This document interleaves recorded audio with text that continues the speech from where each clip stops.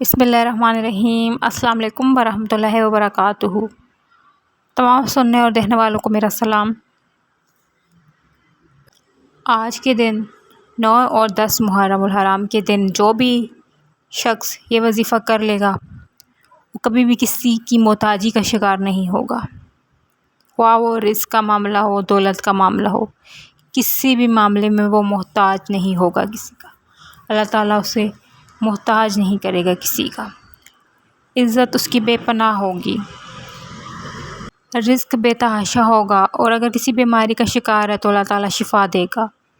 اگر وہ اچھی جگہ رشتہ کرنا چاہتا ہے، شادی کرنا چاہتا ہے لیکن شادی میں رکاوٹیں ہیں، گھریلو جھگڑے ہیں، میاں بیوی کے درمیان الفت نہیں ہے، تو شوہر بیوی کے لیے اور بیوی شوہر کے لیے یہ وظیفہ کر سکتے ہیں۔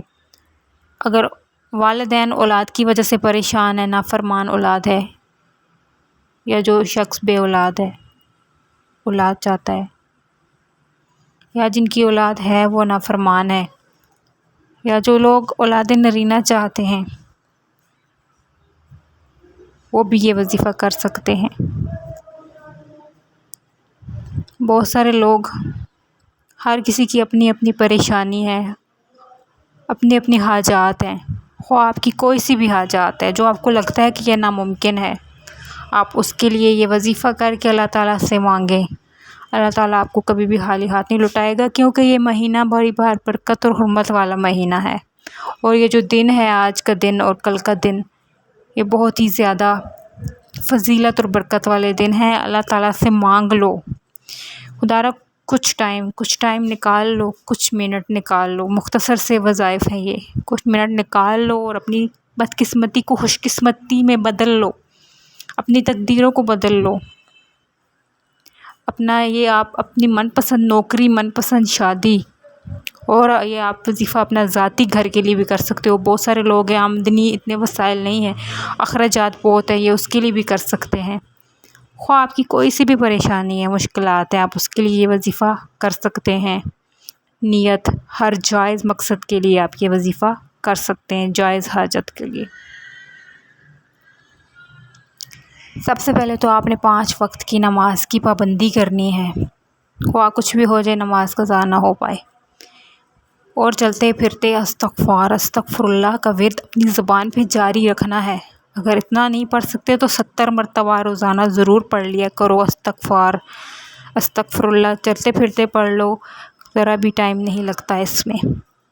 اس کے بعد آپ نے کسی ایسی جگہ کا انتخاب کرنا ہے جہاں کوئی بھی شور وغیرہ نہ ہو، خاموشی ہو، بالکل سکون ہو، اور آپ نے پوری یقین کامل اور دھیان کے ساتھ یہ وظیفہ کرنا ہے۔ آپ نے کسی سے عمل کے دوران بات نہیں کرنی، نہ ہی کوئی آپ سے بات کرے، کسی کا آنا جانا نہ ہو وہاں پہ۔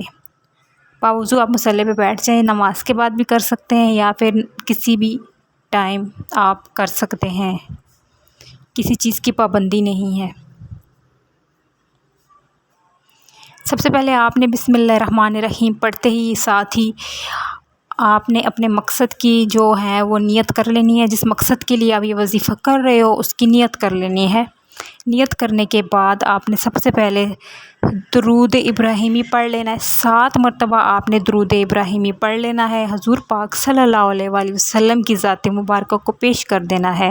7 مرتبہ درود ابراہیمی، سب سے فضیلت والا درود یہی ہے جو ہم نماز میں پڑھتے ہیں۔ 7 مرتبہ درود ابراہیمی پڑھنے کے بعد آپ نے جو پڑھنا ہے وہ ہے یا اللہ ہو یا کریم ہو، اللہ پاک کی یہ پاک نام، یا اللہ ہو یا کریم ہو، یا اللہ ہو یا کریم ہو، یا اللہ ہو یا کریم ہو، کچھ اس طرح آپ نے اپنے انداز میں 11 مرتبہ اپنے دائیں ہاتھ کی انگلیوں پہ یہ پڑھ لینا ہے۔ جب یہ 11 مرتبہ دائیں ہاتھ کی انگلیوں پہ مکمل ہو جائے تو پھر اس کے بعد جو آپ نے پڑھنا ہے وہ ہے اللہ تعالیٰ کی لاڈلی سورت، جس کو پڑھنے سے اللہ تعالیٰ کا انسان لاڈلا ہو جاتا ہے، اللہ تعالیٰ کے قریب ہو جاتا ہے، پھر وہ ہماری حاجات کو بغیر مانگے سنتا ہے، قبول کرتا ہے۔ وہ ہے سورہ فاتحہ۔ سورہ فاتحہ الحمد شریف، سورہ فاتحہ کو آپ نے 2 نمبر پہ 9 مرتبہ پڑھ لینا ہے، 9 مرتبہ سورہ فاتحہ کو آپ نے 9 مرتبہ پڑھ لینا ہے۔ سورہ فاتحہ جب 9 دفعہ مکمل ہو جائے 9 ٹائم، تو اس کے بعد جو آپ نے سورہ پڑھنی ہے سورہ اخلاص، قل هو اللہ احد اللہ الصمد لم یلد ولم یولد ولم یکن لہ کفوا احد۔ سورہ اخلاص کو آپ نے پڑھ لینا ہے 3 مرتبہ۔ جب آپ سورہ اخلاص کو 3 مرتبہ پڑھو گے تو اللہ تعالیٰ آپ کو ایک قرآن پڑھنے کا ثواب دے گا۔ ایک قرآن پڑھنے جتنا ثواب مل جائے گا آپ کو صرف 3 مرتبہ پڑھنے سے۔ ایسے ہی آپ نے سورہ اخلاص کو 3 مرتبہ پڑھ لینا ہے۔ جب سورہ اخلاص 3 مرتبہ پڑھ لو، پھر آپ نے آخر میں 7 مرتبہ درود ابراہیمی پڑھ کے حضور پاک صلی اللہ علیہ وآلہ وسلم اور شہدائے کربلا کی راہ میں سارا کلام پاک کا ثواب پیش کر دینا ہے، اور ان کے وسیلے سے ہی مانگ لینا ہے۔ اللہ تعالیٰ آپ کو کبھی بھی خالی ہاتھ نہیں لوٹائے گا، وہ بے شک بڑا مہربان اور رحمان ہے۔ اس کے بعد آپ نے 10 محرم الحرام کے نوافل پڑھ لینے ہیں، نوافل پڑھنے ہیں، اور اس میں آپ نے سورہ اخلاص کو پڑھ لینا ہے۔ سورہ اخلاص کو پڑھنے کے بعد جب سورہ اخلاص آئے سورہ فاتحہ کے بعد، تو آپ نے اس کی تعداد 33 مرتبہ کر دینی ہے، اور کچھ اس طرح آپ نے نوافل پڑھ لینے ہیں۔ اور ان نوافل کا 2 رکعت نوافل جو آپ پڑھو گے، آپ چاہو تو ان کی تعداد بڑھا سکتے ہو، 6 نوافل پڑھ لو، جتنے آپ پڑھ سکتے ہو نوافل بھی پڑھ لو، اور ان کا ثواب شہدائے کربلا اور حضور پاک صلی اللہ علیہ وسلم کی راہ میں ان کی ذات اقدس کو پیش کر دیں، اور پھر آپ ان کے وسیلے سے مانگ لو۔ اللہ تعالیٰ آپ کو کبھی بھی خالی ہاتھ نہیں لوٹائے گا۔ آج 9 محرم اور 10 محرم دونوں دن آپ نوافل پڑھو، اور اللہ تعالیٰ سے جتنی بھی حاجات ہیں مانگ لو۔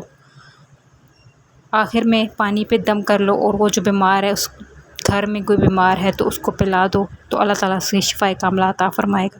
اللہ تعالیٰ ہم سب مسلمانوں کی تمام جائز مقصد قبول فرمائے، تنگ دستی کو دور کر دے، غموں سے نجات دے دے، اور تمام مشکلات آسان کر دے، اور دنیا اور آخرت میں تمام امت مسلمہ کو کامیاب کرے۔ آمین ثم آمین۔ جزاک اللہ۔